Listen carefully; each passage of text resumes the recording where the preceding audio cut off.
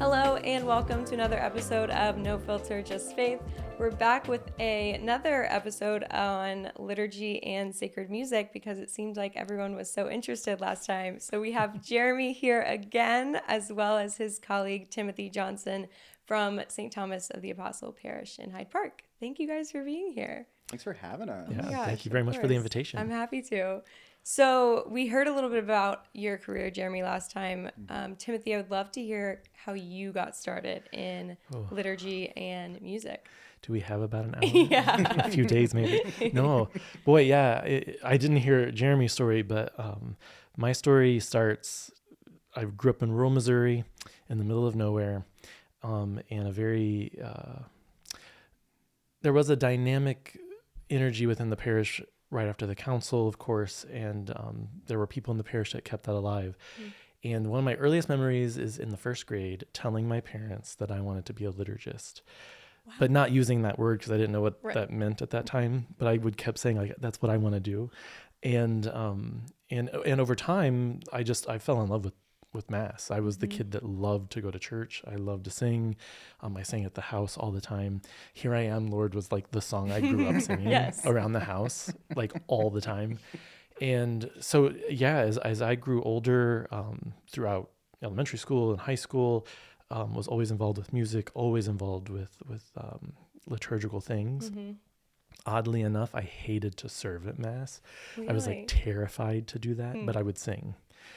So from, I started lecturing in the third grade, and really from that, it just kind of blossomed. And eventually when I got to college, studied music, of course, did music education in college. But it was during that time that I think things began to kind of shift and solidify a little bit more for me. Mm-hmm. And my voice teacher was a Franciscan friar, and he used to get on me a lot because I don't like to perform. But I would sing at Mass and things like that. And he's like, well, why is it so easy for you to sing at Mass, but you can't get up for juries when you get up and do that? And I said, because it's about prayer. It's about more than you grading me in that sense. Right.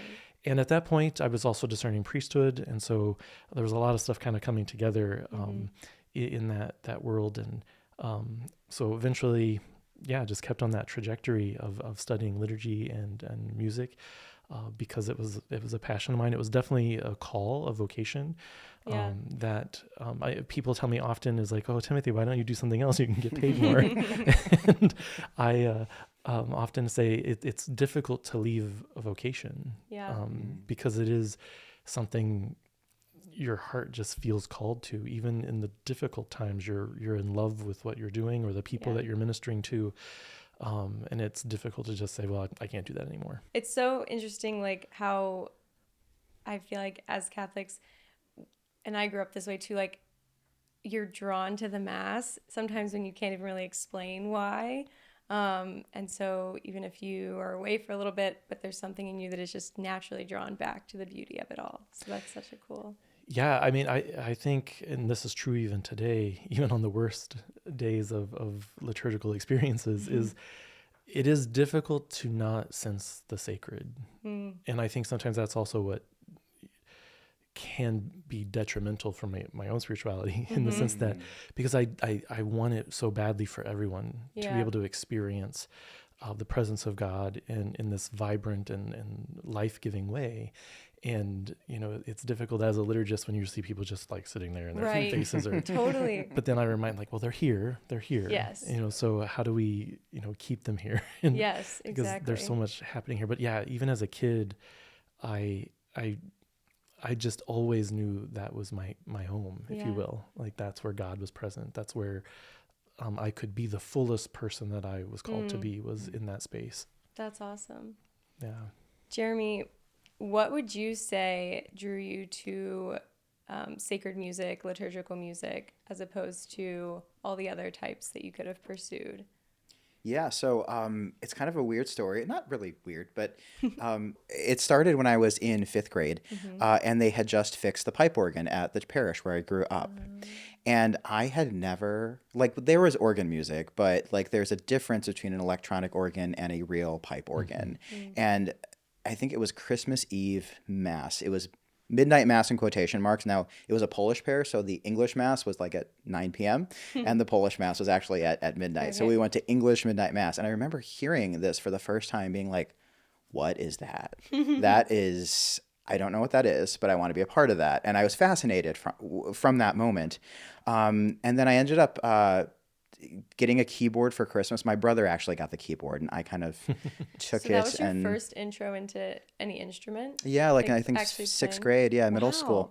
That feels And like I was, and my musician friends will hate me for this, but I was one of those kids who could just listen to something and play it back. wow. And just had a really very sensitive ear. And so, so that's how I got started and interested in it. And I started in the folk music group when I was in, I think, 7th or 8th grade. The way that I got involved in like more classical music was I had found an old book from the 50th anniversary of the parish where I grew up, St. Hyacinth, and they had listed the program of the Mass, and they had listed the Mozart Coronation Mass. And I was like, what is that? That's Yeah. fascinating. And I think I went to, it must have been like Napster at the time. And like, do you know what that is? To find to the download, song. yeah, because before Apple Music was a thing, and I That's funny. very illegally as a middle schooler downloaded this recording of Kathleen Battle and Karajan in the Vatican performing the Mozart coronation mass, I think in the 80s. And I had listened to this and I was like, I have never heard music like this before at mass. And it fascinated me from that moment. And that was kind of my, I guess, classical music awakening, I would say. And then I ended up being part of the folk music group. My dad is a blues guitarist, doesn't read a lick of music, or he kind of does, but he's gotten better over the years. But I ended up being in the folk music group at St. Hyacinth for several years. And I ended up being invited to a concert choir and getting in the concert choir when I was in like 8th grade. Loved that, did that through high school, and ended up deciding to study music in college. Wow. I was a music education major as well, and then later turned to the dark side of organ after graduation. Yeah, I That is- mean, that is yeah. the dark 'cause side. that's your thing. Yes, I'm an organist. That's my Yeah. primary instrument. Yeah. Wow. Yeah. I just think that's so cool that you heard it as a kid and thought, okay, this is what I am most interested in. I played it throughout, and I was able to convince them at my parish to let me just go up there and mess around with the pipe organ, which Yeah. was great. That's rare, I feel like. Well, they were just excited at the prospect of having a free organist, I think, at my home parish, which I did for many years. Yeah. And that was how I got started. Yeah. Yeah.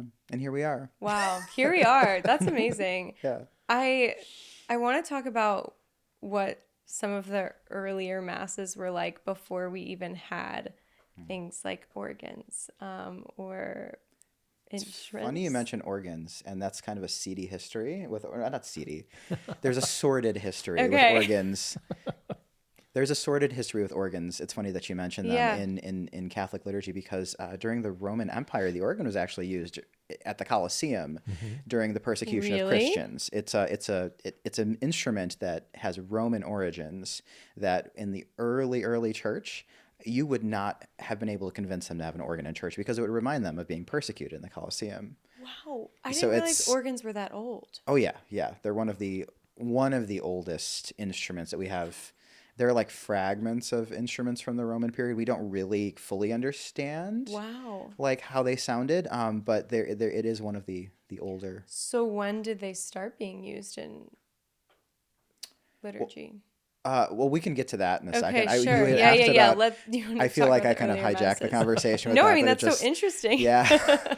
Well, I think early that church. there's something interesting about that's connected with early liturgy is that in most instances, and this would have been true in the temple, so as Christianity is becoming a thing after the resurrection, is the voice was the primary instrument. They weren't Right. accompanying much of anything. So that early liturgy, even in a house church setting, like in Doropa, I'm terrible at quoting things, but like they would have been singing psalms. Right. The psalmody that they had learned in the temple, in their own daily life, that would have been their song. Yeah. The way that would have been incorporated into the liturgy. And so unlike today, where it is a struggle across the country to get people to sing at the liturgy for some odd reason, that was just the norm.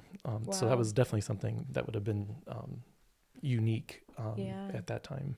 And the temple is referring to the Jewish tradition, of course. Right. And it's funny because in the scriptures we actually have references to that. Even at the Last Supper, I think they sing a hymn before they have dinner together. And so Right. that idea of singing before the Eucharistic meal goes all the way back to the Last Supper, Wow. the first Mass. Yeah. And we certainly have hymns both in the Old and the New Testament, Right. with canticles that we sing at morning prayer, evening prayer, the Philippians hymn, the famous hymn that we use throughout the liturgical year at different times, which now, of course, you're going to ask me to quote. Yeah. No, don't worry, I won't. I'm curious. So the Eucharist is obviously the element of the Mass that has been consistent from the very first. What other elements do we know that we can look back towards and say, yep, this has been going on since the first century? I mean, pretty much at the very core of its structure, you can look back to their earliest documents. So we were talking before we started recording about the Apology of Justin Martyr, or the Didache, which is the instruction of the 12. In each of those early documents, there's very, very similar structures. There's somebody gets up and basically shares a story of what the apostles passed on. So the Liturgy of the Word, Right. there's a sharing of a meal. We know, like, Eucharistic Prayer 2, for example, comes from the 2nd century, from the canons of Hippolytus, I'm pretty sure it is. And if you look at that Latin text compared to today, it is pretty much identical. Wow. So since the 2nd century, we've been praying this same prayer. But what's interesting then, when Council of Trent happens, we get one Eucharistic prayer, so we'll probably get down the road. So some people like to think that somehow what happens at Trent and then lasts for 500 and something years was what the church always has been like. And that's just not true. So that early church would have been much more casual. People were bringing food to the liturgy. We hear in Paul in Corinthians, that one of his critiques was that the poor were not allowed into the liturgy, into the Eucharistic celebration. They were getting leftovers, basically. And he said, no, this is not what we do. Neither male nor female, Greek. I mean, that's not the same passage, but that's what he's getting at, is that we are all one in the body of Christ. And so, again, very simple, probably sitting on the floor, sharing stories, singing, and breaking bread together. And along that way, Justin Martyr, one of my favorite things in the Apology that and I'm probably going to misquote it, but he gets at is basically saying that the one who leads, or the presider, has to be so well versed in what we're doing here, because there was nothing written down, that they have to know what a Eucharistic prayer is, basically, is what he's getting at, so that they can spontaneously do this praying. Again, I'm not quoting that exactly as he writes it, but it's a beautiful kind of thing to think about. Was in this early beginnings of the liturgical life of the church, nothing was written down. They had a structure that Jesus modeled, what they also had from the Passover. Jesus then modeled and said, do this in remembrance of me. They kept doing that. And in doing that, they developed a way of praying, the style of prayer. And as the church grew, I mean, think about this. St. Thomas the Apostle went to India. So very separate from what's happening in Jerusalem, what's happening in the Middle East. Their liturgical life developed differently because of cultural context, right? The way they pray, the text that they use. So we have the Syro-Malabar and the Syro-Malankara rites that develop because of that tradition. But as the apostles went around, cultural influences certainly impacted how prayer happened. But that we could go down that for a long while. Well, that's something we had talked a little bit about Vatican II previously on the last episode, and the idea of enculturation really was one of the big elements of Sacrosanctum Concilium, certainly the subsequent documents, and when it's put into practice, that looks like more adapting of the local cultures and customs within the context of the liturgy, which had already, as Timothy mentioned, happened in the early church. So in some ways, it's a restoration of the early church. Wow. It's crazy to think like that all of the dispersing of the disciples happened, And it's not like they could text each other. I mean, like, Yeah. they couldn't record what they were doing. I mean, in the same ways that we can, obviously they did, but it's just so amazing to think, like, it obviously was only by God that all of this has been able to be uniformed in the ways that it is today and carried on. I mean, it's just so amazing. And the life of faith that God then graces us with, because as those apostles go out, as they're forming disciples, I mean, I think about this often at Sunday masses, the fervor that must have been present, and it was not always easy, obviously. Mm-hmm. I mean, I always create this beautiful utopia in my head that actually apostles paints, but it couldn't have survived without the Holy Spirit, number one. Mm-hmm. But that the faith of these individuals who had encountered Christ, which I think Pope Francis and certainly now Pope Leo, all of them and previous popes keep calling us to this encounter, and that it is a real encounter in the proclamation of the word, in the celebration of the Eucharist, a real encounter of Christ in the assembly that gathers. That just what amazes me is that they went forward because their faith was so deep, and they shared the good news. And we don't hear all the stories of where they were not received. We don't have a collection of books that say, I mean, we have some stories, but that just says all the places that rejected them. Well, you just look at the first popes. How many of them are martyrs, including our patron, St. Clement? Like, isn't it like the first? Linus, Cletus, and Clement, Yeah, all martyrs. So, Well, and in what you were saying, I'm thinking about how Father Peter often reminds us that, Mass is supposed to send us out.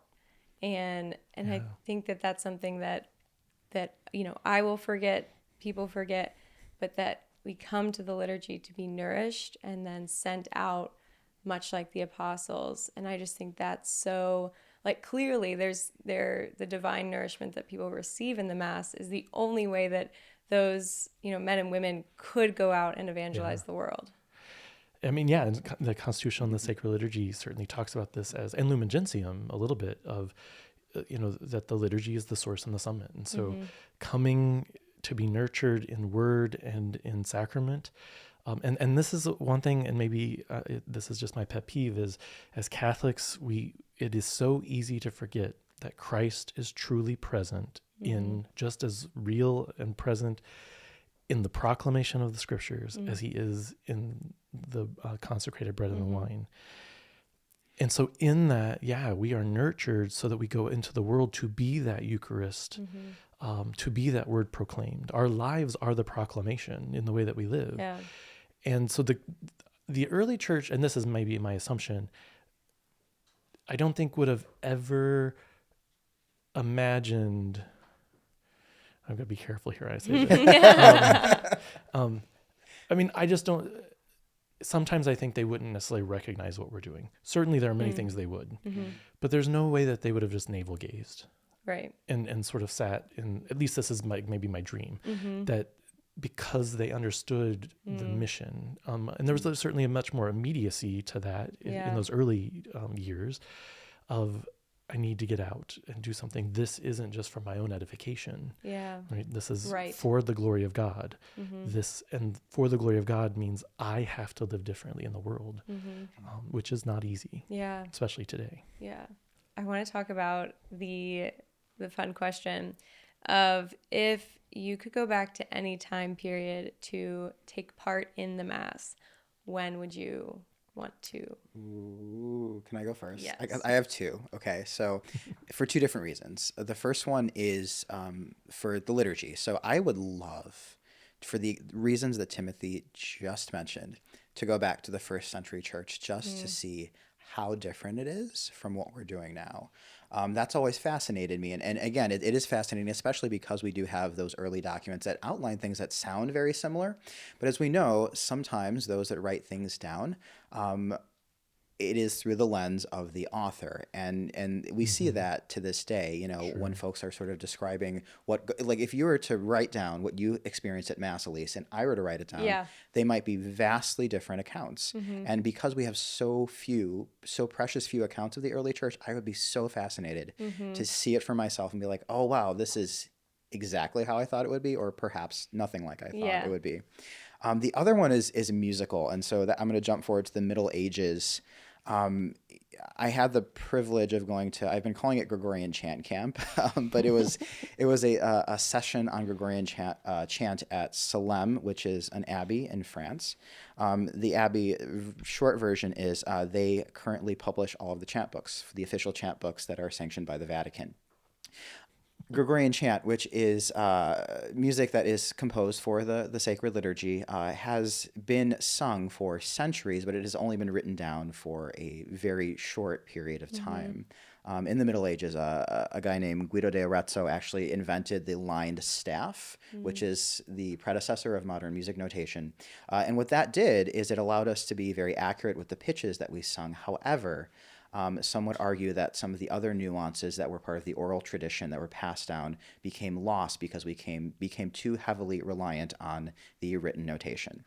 And so in the early days of the church, the chants would have all been memorized. And then when we had the development of monastic communities, they would teach the chants of their prayer, again, by memory, and they ended up writing things down using something called neumes, which are started as kind of like little squiggly lines, but then developed into what Guido Arezzo perfected.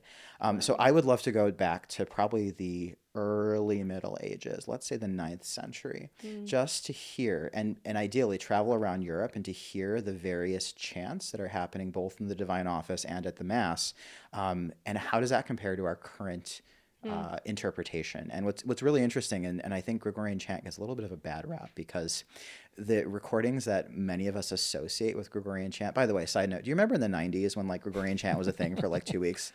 Wasn't alive. It was okay. Wow. Well, for those of us who were alive in the 90s, Oh yeah, you had the there was a chant. brief period where like they would like randomly overlay Gregorian chant on like dance. Anyway, Wow. it was a whole thing. Well, there was a whole there were like I can't think of the group, but there was the chant CDs. Like they Yes, were called yeah, chant. yeah. And then they had these guys in Wow. white supposedly habits with hoods on, and it was like a big deal. So that's a more modern sort of Yeah. interpretation, but a Yeah. lot of what we currently view as like when you hear Gregorian chant, especially like in Hollywood, it's the sort of 19th century version of it. Like much of the 19th century study of history, the interpretation of chant can leave much to be desired by our modern sensibilities, and so I think that it's a lot more dynamic and interesting, I think, in practice. Or again, we have no idea of knowing, but I think it probably would sound a lot different than what we've come to know as Gregorian chant, especially over the past 200 years. Okay, I want Zach to add in a clip of a Gregorian chant right here. Non appropinquabi.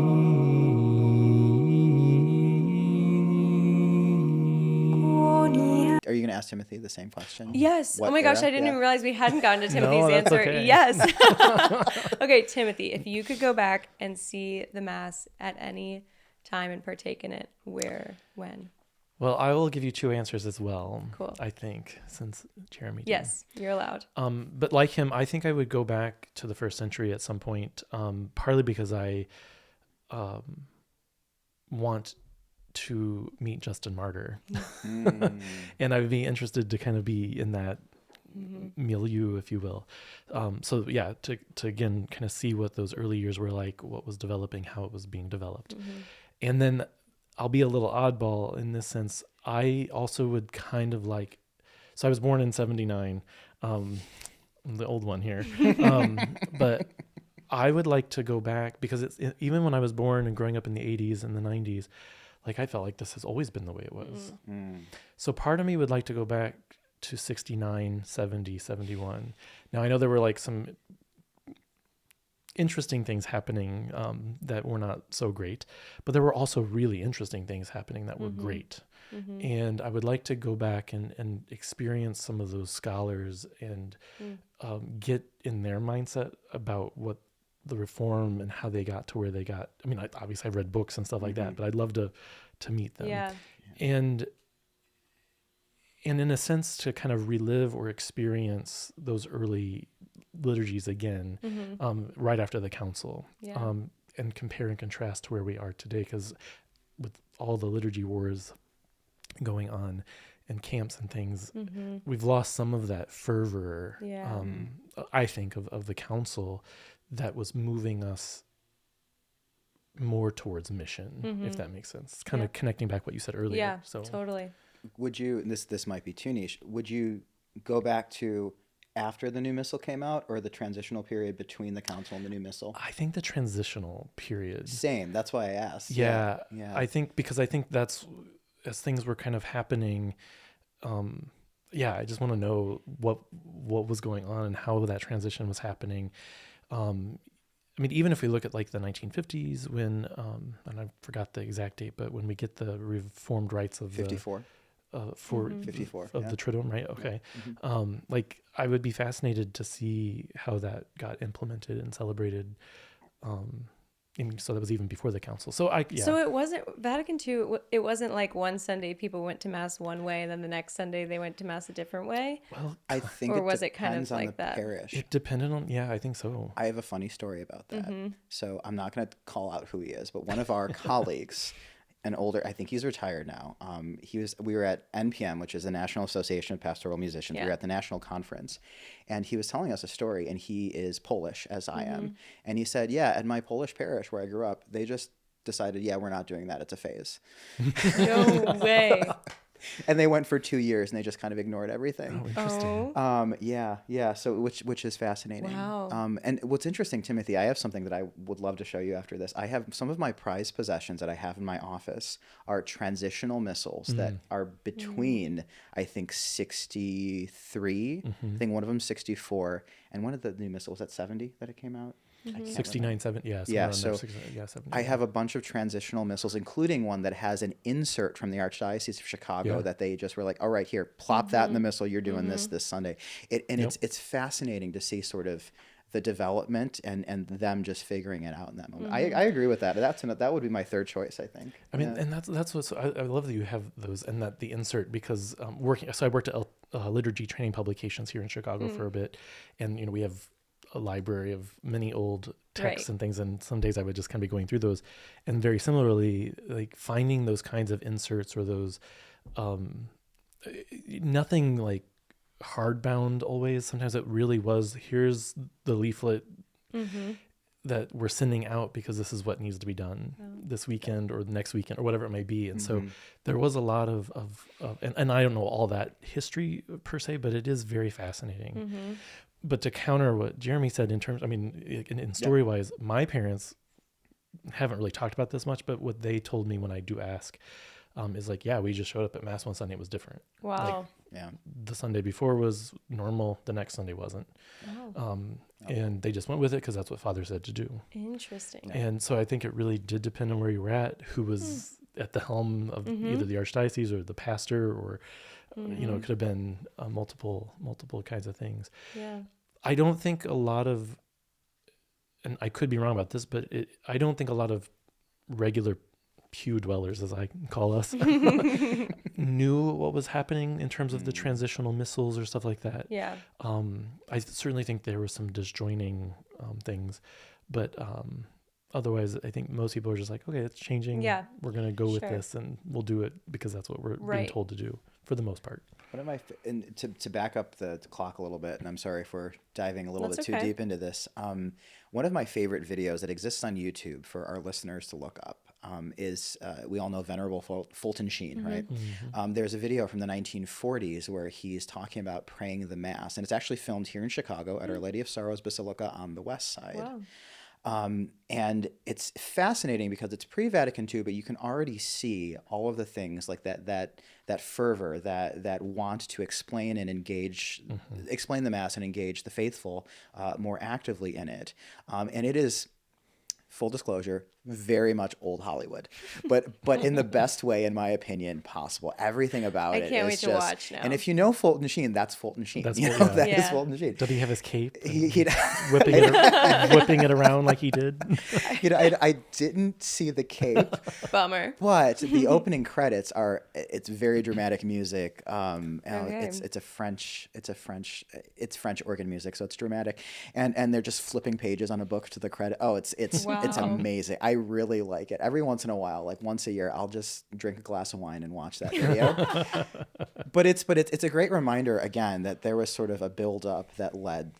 Nothing happens Sure. in isolation. I think that's something Yeah. to just always keep in mind when we look at any sort of liturgical or musical innovations, that nothing happens in isolation. And when you look at the history of what's going on back to like the first century, maybe not in the liturgy at that much, but as you sort of develop, like the organ we had mentioned at the beginning, the secular culture, whether we like it or not, will have some sort of influence on what's going on in the church.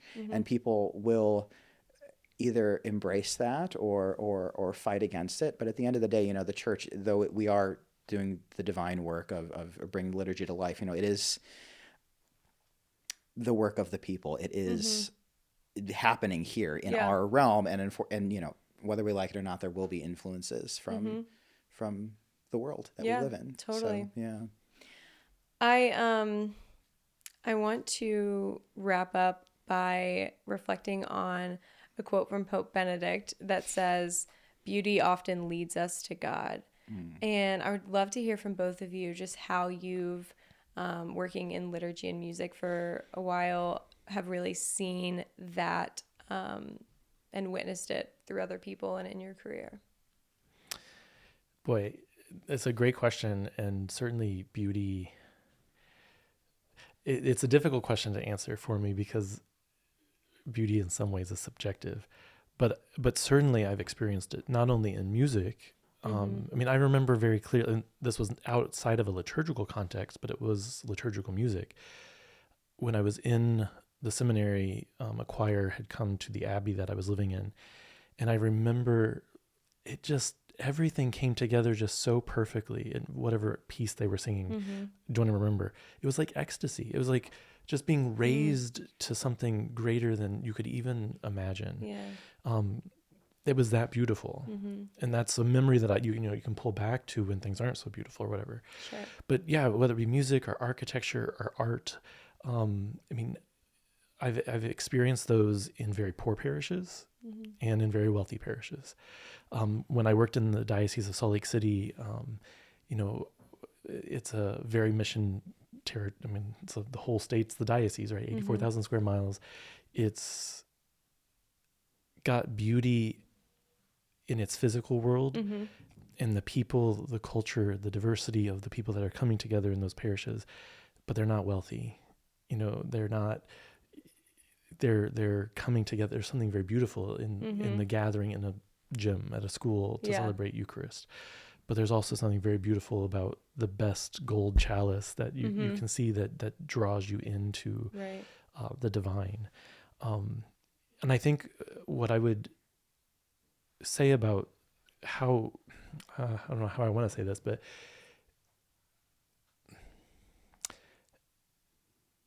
to appreciate beauty, for me, has required openness. I don't know how else to say that.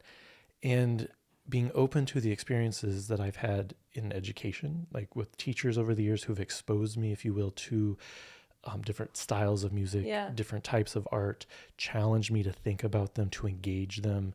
And it's through that experience and meeting people in their different cultures and places, hearing their stories connected to whatever, if it's a piece of art or a piece of music, whatever it might be. Like Mary Frances Reza, I think of her often. She composes music. She's from the Southwest, so that flavor in there. But knowing her story, knowing the community she ministers with, just raises that to a level of beauty that's different if I just heard it on the radio, because there's some context to it in that sense. So I don't know if that answers. No, I do. That at I all, think but you like finding beauty in all things is finding God in all things as well. Yeah. So I think that's Yeah, I mean, that's amazing. Okay, Jeremy, what would you say? Yeah, I'm brought back to an experience I had about 3 years ago. So I had mentioned Chant Camp this past summer, and I actually had the pleasure 3 years ago to visit that same abbey for the first time. But it was for a retreat. It was a very, very different experience, whereas this one was very academic, a lot of sessions working on analyzing chant. This was just spiritual. And what's really cool about Salem is anybody can go on retreat there. It's quite inexpensive. If you happen to be in France, in that part of the French countryside, you can go on retreat there for I think $30 a night or something. Wow. And it's not, and that meals are included. It's real. All are welcome. Nobody will be turned away. And that was very much the cohort of us men who were there. And it's only if you, unfortunately, you can only stay at in the abbey if you're a guy, because that's just how it is, unfortunately. But so there was probably 12 of us. Me and one other person and I were the only two that spoke English. And so I had no idea what was going on the whole time, which was wonderful and humbling and a beautiful experience. And there was one man there who I still don't know his name. I don't know his backstory. And I don't want to make a lot of assumptions, but just based on his physical appearance, his demeanor, he seemed like somebody who had had a rough life. Just, I don't want to assume anything besides that. And I saw him, and he was very nice to me, kind of cordial, did not say much for the entire experience. And then I think it was I was there for 5 days, 5 days, 4 nights. And on the penultimate day for solemn vespers, we were all there together, and the men who were on retreat got invited to sit in this special area that was closer to the monks, that you're only allowed to sit if you're a man, I think, if you're on retreat there. And we were just sitting there, and it was a particularly beautiful service. And that guy was sitting next to me, and I think it was during the Magnificat. And I just turned over, and he is just sobbing. Wow. And I was moved, but it just reminded me in that moment just how moving and powerful moments like that can be.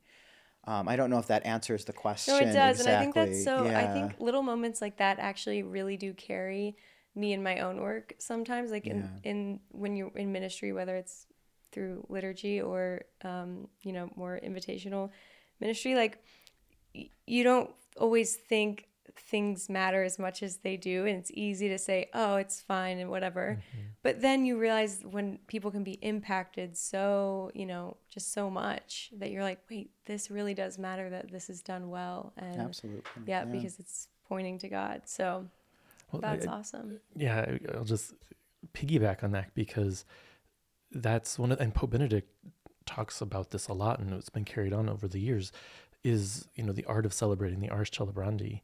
That's why it is so important in the liturgical act itself, whether it be music, the procession, the vesture, everything that sort of plays into this is so important to be intentional about.